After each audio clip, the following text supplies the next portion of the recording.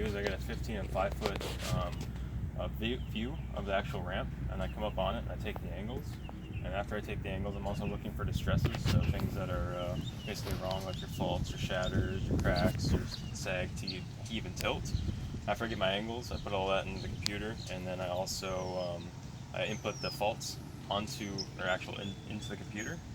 After I've got all the information on there, I get the down view camera on the back of it, and then I start rating the segment. I just rate the segment all the way through, and I also look for all the distresses and anything that could be wrong with it.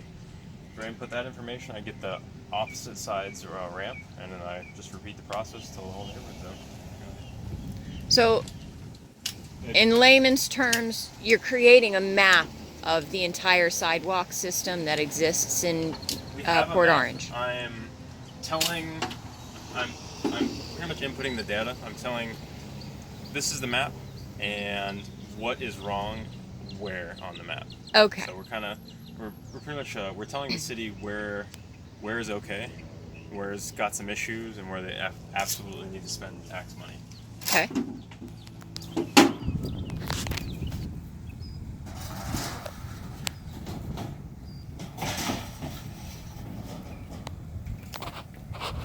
Let me know if I'm in your way. So there's little cameras on here. Yep, so we have 3 cameras. Yeah. We've got the down view, center front, and left front. This one, the center front and the down view are what we use for QA. So after we send back the information, if I put something as a severe fault or a severe distress, they have the ability to go look back at it to make sure that it wasn't just a fat finger or something wasn't input improperly. Okay. And the front left is just for everybody's safety.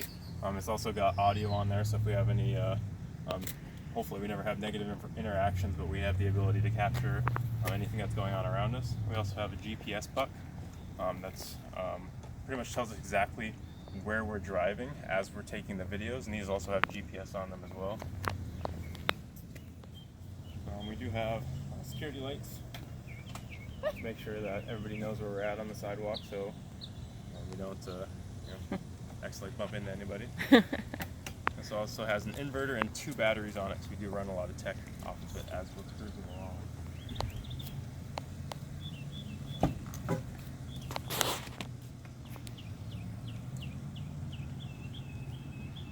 Tablet. I'm sorry, what's that again? It's called a Tough Pad. It's basically a laptop. Just it's like a tablet. So, as you go around, you're inputting the data into the pad, yes, or ma'am. is it collecting from all of those places? The only thing that it's automatically collecting is the GPS trace. So the Okay. GPS puck, we have wires running all through up and down this GPS puck. So like the little Google View dude. Yes, ma'am. Pretty much it looks kind of like that. Yeah. So, first thing I do in the morning is put in fresh chips. I'm taking a lot of data. I send about 1 terabyte of video back to our Phoenix location every single week. About how many of these sidewalk surveys do you have going on at one particular point in time? Is it? As of right now, we have 2 locations. We were doing Denton, Texas before this. But since we had the deadline to hit out here, we actually pulled 2 more of our operators. So we have 3 out here. Okay. Usually we try to only do 1 at a time so we can keep the team together.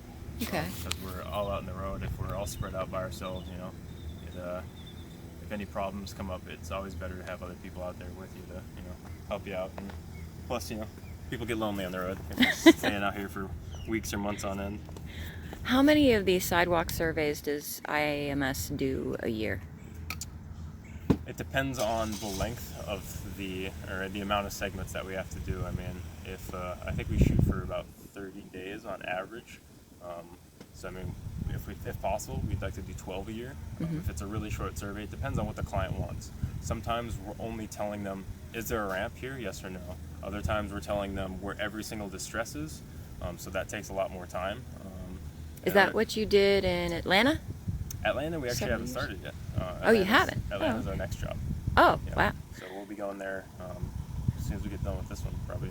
That's the same basic idea as this one. It's just I believe it's the that's same a big client, city. so it's the same idea. And Yeah. I think they're looking for the same things. But from what I understand, it's about 2,000 miles worth of sidewalk. And So, here in Port Orange, how many miles is it? I believe it's around 400. But our maps are chopped up, so I don't have the other gentleman's maps with me also, so I couldn't tell you exact numbers right now. Okay. I got my chips in, so what I do is I turn on my cameras. It takes about 5 minutes for the GPS on the cameras to become actually accurate, so I set a timer. Hey Siri, set a timer for 5 minutes. Hey Siri, set a timer for 5 minutes. And I have to wait about 5 minutes for those to get ready, and while I'm doing that, I usually make sure I have enough water and snacks to keep me going. Normally we try to shoot for about 5 hours on the quad. That includes an hour lunch, so a normal day for us is about 8 hours between getting out to our location, getting set up, taking lunch, and then actually surveying on the sidewalks. I've been able to push about 4.5 hours out here, and that's really pushing it because we're not acclimatized yet. And it takes a few weeks to get used to the humidity and the heat out here. We're used to dry heat from the. Why do cities normally do this? Cities normally do this because constantly sidewalks are being broken, they're being built, and they want to know the most accurate information as to where the sidewalks are, the conditions are, and where they need to actually spend the money to fix it, so that people aren't out there getting hurt, or so they can basically just know what's going on in their city, because it's always changing. Builders are always building, and they want to know if they're within ADA compliance and where they're not within ADA compliance, and that's the biggest part, because we're out here looking to make sure that everybody that's visually impaired and in wheelchairs can get around safely without actually having trouble getting from point A to point B. Just for the record, could you introduce yourself and your title and who you work for, a little bit about your company? My name is Daniel Wang. I'm an SST operator, sidewalk survey technician. I work for IMS, Infrastructure Management Services. Basically, we rate your sidewalks and your roads all over the country, and it's an awesome job. I a lot of times get to know people's towns better than they actually do, because I go up and down every single sidewalk and ramp, and I get to see smiling faces, and every once in a while a frowny face, but we do our best to make sure that those turn into smiley faces too.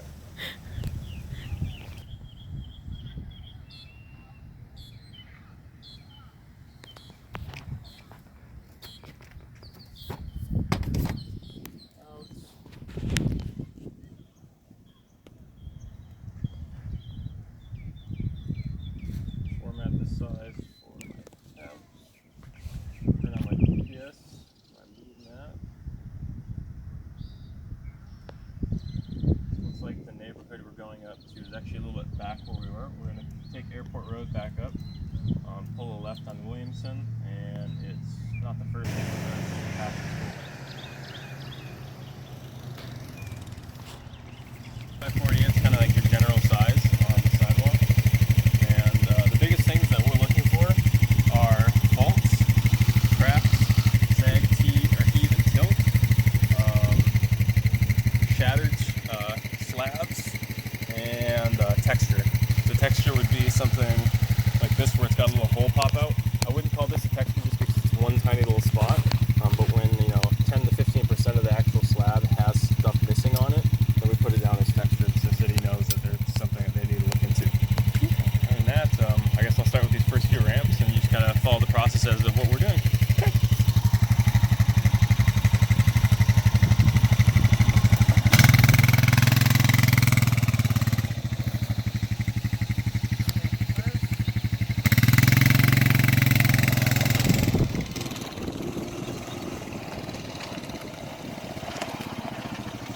So I grab my 15 and my 5, and that's for the camera, so they can see back at the office of what I'm actually looking at. And I'm also looking for distresses and things wrong with the ramp as I'm pulling up to it.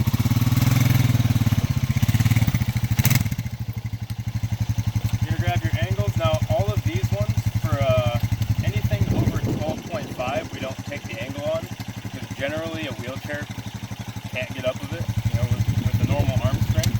So on these ones, I know that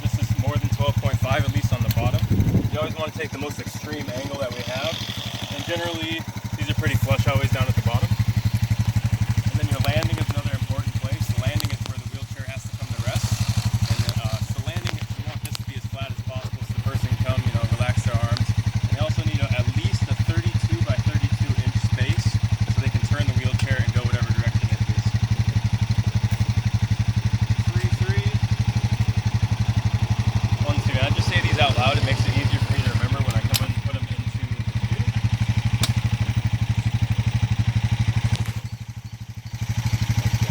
This would be considered a ramp landing.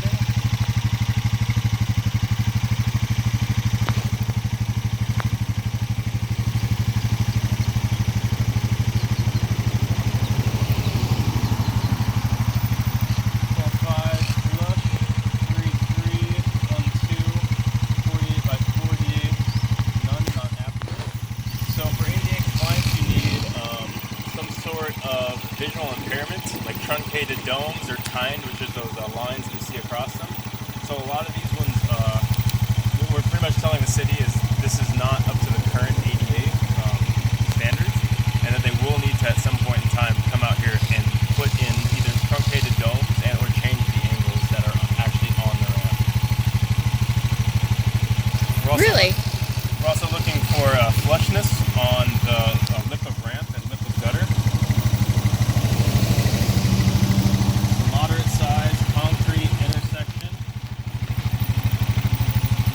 All in all, other than this one crack, I'd say it's pretty good. Surfaced and linear. So linear means that there's no sloping angles, it's all straight lines. And then surface means that the space between its neighboring ramp is surfaced. So we use a GPS point.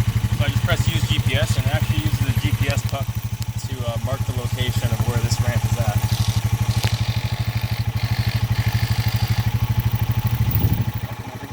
But there's one crack, and this crack's only going to get bigger, they never get smaller. And a low crack to one slab.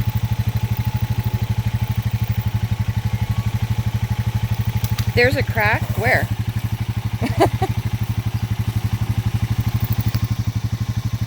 Right there? Oh, I'll be doggone, I didn't even see that. You gotta have good eyes for this job.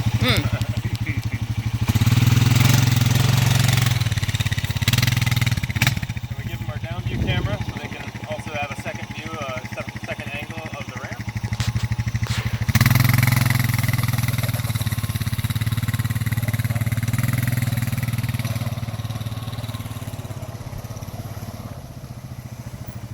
And I repeat the process on this ramp.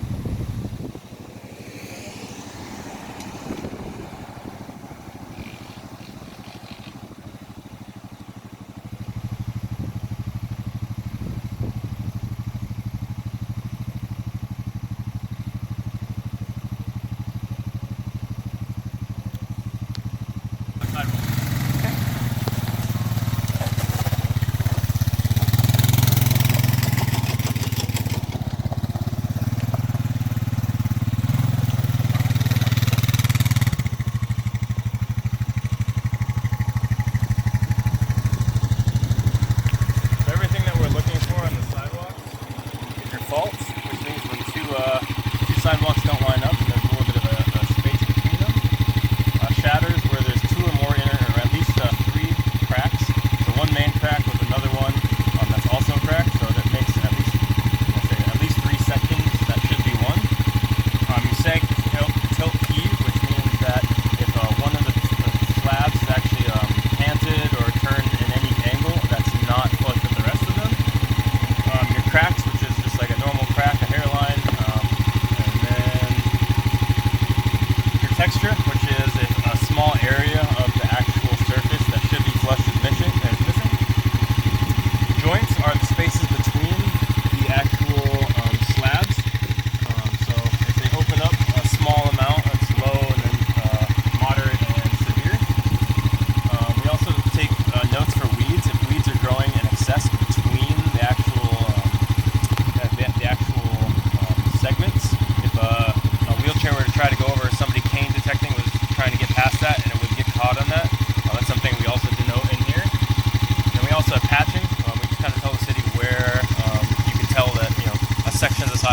cut out and fixed. And slope is if the actual segment goes over 5 degrees, and then it goes 5 to 7, and I believe 7 to 10 degrees. So it's generally on hills, you don't really use slope too often. And then divots are just